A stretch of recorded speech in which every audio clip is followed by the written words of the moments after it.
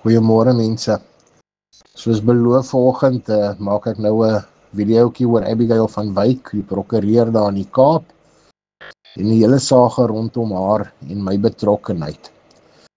Nou, ek ken haar glad nie, ek wil haar nie ken nie, en ek distansieer my heeltemal van haar.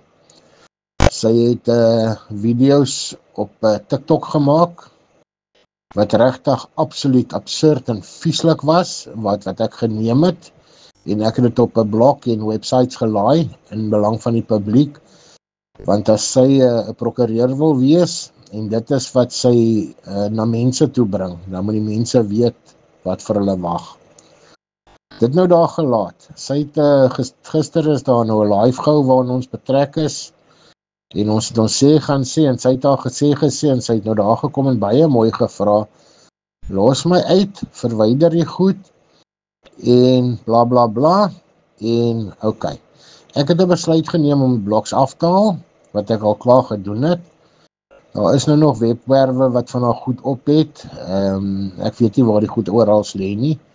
Indien julle op skakels kry, is julle welkom, ek is baie maklik, stuur dit vir my en ek kyk wat ek kan doen, om dit ook af te kry, en dit is die einde dan van my met Abigail van Wyk. Maar tog wil ek hierdie boodskap baie duidelik laat uitgaan ook.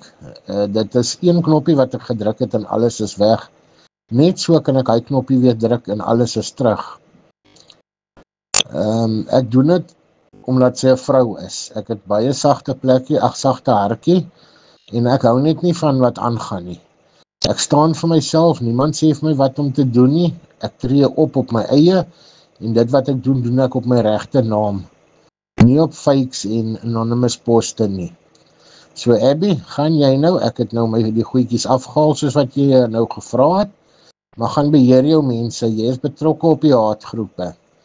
En ek wil jou baie hard waarsku, girl. As jy nie jou mense gaan beheer, en hierdie vieslike goed op TikTok, wat hulle kwytraak, gaan beheer nie. Want jy is gekoppel aan hulle, want jy sit in hulle boksies. Ek meen, dis mense wat vir my wil vra, wat bewyse by my wil hê, wat ek eers ken nie, hulle is niks. Hulle is TikTokkers wat geld maak. Vir hulle is geld meer as enige lewe of iets, en hulle vloek en skel dat die see nie kan afwas nie. Dis die tipe mense wat julle mee rondgaan. En sorry, ek assosieer my nie daarmee nie, so ek haal af, jy is ontslaaf van my, ek is ontslaaf van jou, maar beheer jou mense.